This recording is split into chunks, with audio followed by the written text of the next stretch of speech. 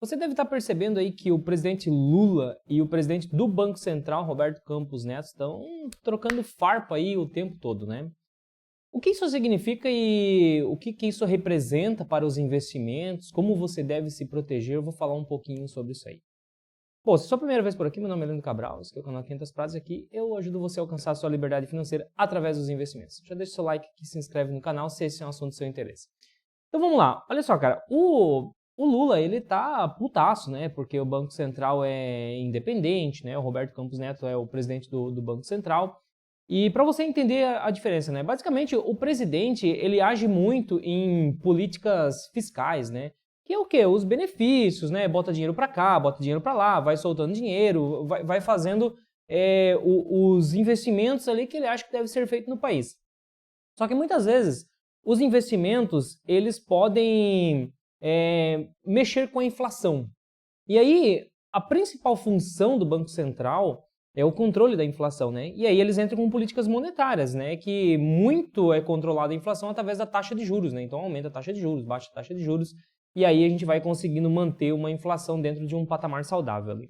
Durante praticamente toda a história do Brasil aí, o Banco Central, desde que o Banco Central começou a existir, né? O Banco Central ele não tinha independência do governo. Então, o governo fazia a política fiscal e também a monetária, ia lá dizendo quanto, dando os pitacos dele, né, enquanto que tinha que estar a taxa de juros.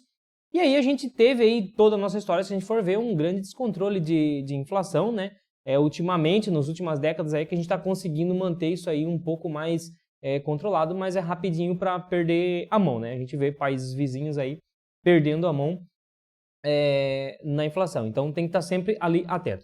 E os países mais desenvolvidos aí do mundo, os bancos centrais são independentes, né? Então o governo vai lá e cuida do que ele quer fazer, dos investimentos que ele quer fazer, as políticas fiscais e tal. E o Banco Central tem a independência, não depende do governo para tomar a decisão de como vai ficar. Por quê? Ele vai observando o que está sendo feito lá e do lado de cá a gente cuida para que o Brasil não saia do rumo aí quanto a questão da inflação, né? E o Banco Central tem essa independência então. O Lula tá putaço com essa ideia, ele não gosta dessa ideia, né? Ele tá indo contra, eles têm ideia, já deixaram muito claro que eles têm ideia de voltar, de tirar a independência do Banco Central, porque ele acusa que o Banco Central é o culpado aí por altas taxas de juros e porque a economia não desenvolve, né?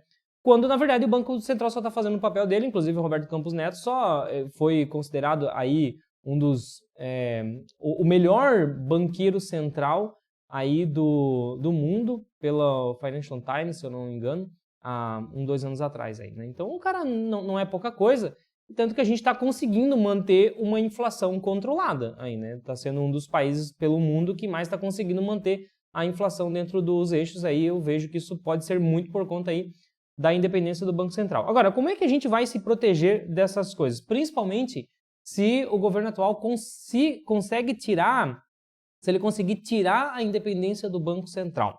Se a gente perde a independência do Banco Central no Brasil, muito provavelmente nós vamos ter políticas aí de taxa de juros mais baixa, política de expansionista da moeda, e aí a gente pode ver muita inflação, né?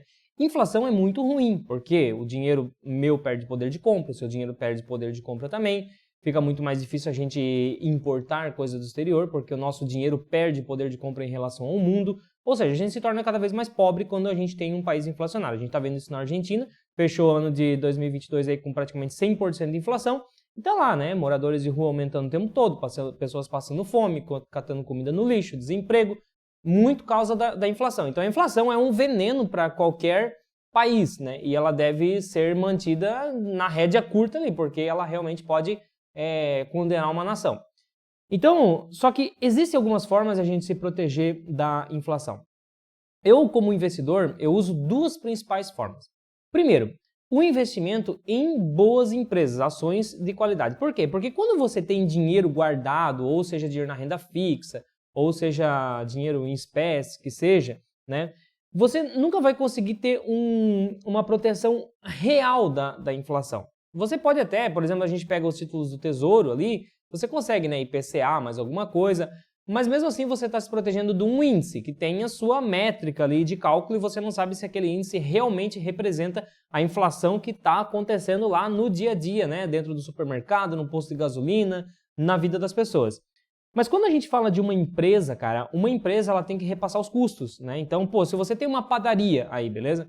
Você tem uma padaria e, cara, você cobra hoje, sei lá, R$30 num bolo aí, né?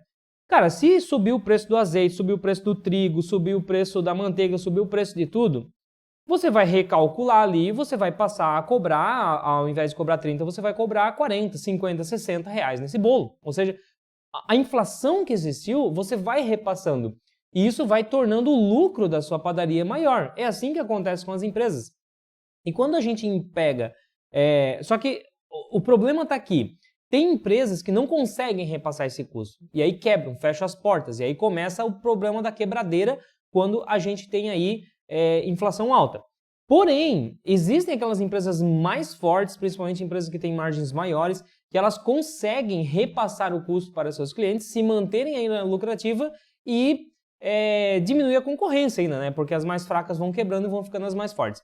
Então, nós como investidores, né, olhando somente pelo lado do investimento agora, basta você escolher essas boas empresas que têm capacidade para superar uma economia inflacionada, uma economia que está sofrendo por inflação, e aí você investe nelas, porque o seu dinheiro ele vai ganhando poder de compra junto com essas empresas. Agora, é claro que toda empresa tem um limite, né? Tem uma empresa que até um determinado patamar de inflação ela suporta, a partir daquilo ali ela vai quebrar. Outras já são um pouco mais fortes, outras um pouco mais fortes, e assim vai. E aí cabe a gente escolher aquelas empresas mais robustas que estão preparadas. Mas mesmo aquelas mais robustas não aguenta desaforo para o resto da vida, né? Chega um limite que se a inflação for muito grande, ela também não vai conseguir suportar a crise da economia ali e ela acaba quebrando, né?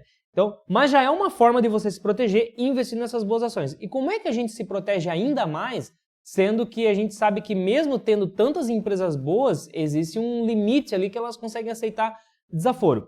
A gente faz isso dolarizando uma parte da carteira, né? Investindo não dependendo somente dessa economia aqui e também levando o dinheiro para fora. É por isso que é importante você investir em dólar, ter dólar na carteira, você investir em empresas que estão em outra economia. E é isso que eu faço como investidor, que eu ensino os alunos também da Estratégia 500 Pratas.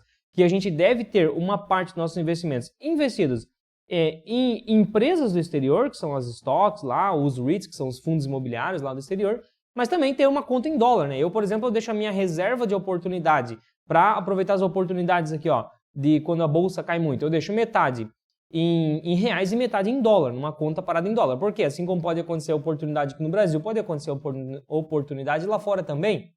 Da mesma forma, a minha reserva de emergência.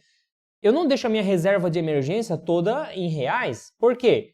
Porque se a inflação explode aqui, meu dinheiro vai perder poder de compra aqui.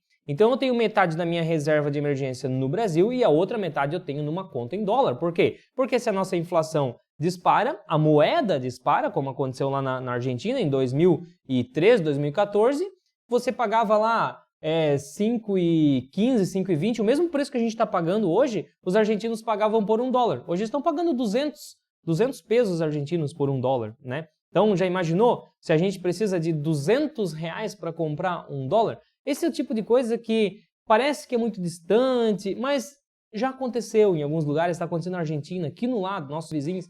Então, cabe a nós se proteger, já que a gente tem a informação de que isso é possível de acontecer, né? Não é tão fácil assim, mas não é impossível, tá? Não é impossível. Basta uma série de cagadas aí, uma sequência de cagadas aí do governo, que eles conseguem dar o jeito de levar a nossa inflação, levar como está a Argentina. Então a gente se protege tendo uma parte da carteira em dólar também, né? Para investir em dólar, é muito simples, você abre conta aí em corretoras americanas, né, em contas globais. Eu já fiz vídeo aqui, ó, comparando as contas globais. Hoje eu invisto no exterior através da Evni, é uma corretora que não tenho relação nenhuma com eles, mas eu gosto bastante.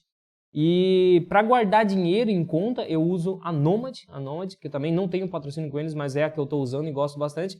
E, inclusive, eu recomendo ele só porque eu ganho um cashback quando você abre a conta e você também ganha. Então, quando você abre conta pela Nomad usando o meu cupom de desconto, o meu cupom de indicação que eu deixo aqui embaixo, que é 500 pratas, você ganha $20 de cashback.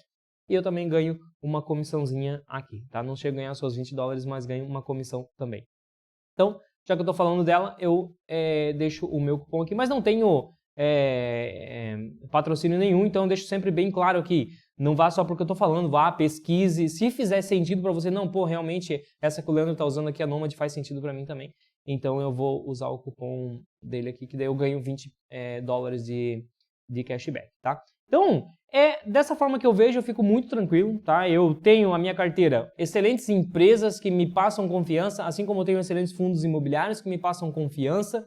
Eu tenho uma boa parte da minha carteira em dólar também, que me passa muita confiança porque eu sei que eu não estou exposto somente ao Brasil. Então, se der tudo errado no Brasil, eu acho difícil de acontecer, né? Porque o Brasil é um país muito forte e a gente está com essas independências que a gente foi conquistando aí, né? Essas estruturas que a gente foi conquistando, ainda que sejam muito pobres, mas que já protegem um pouco das cagadas do governo.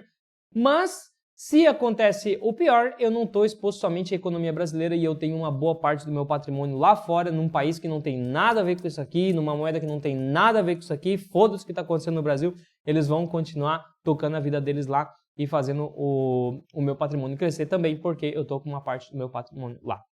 Espero que eu tenha te ajudado com essa questão toda aí, então. Deixa a sua opinião aqui, o que você acha disso tudo, se você está investindo em dólar já também ou não, e eu te vejo no próximo vídeo. Fui!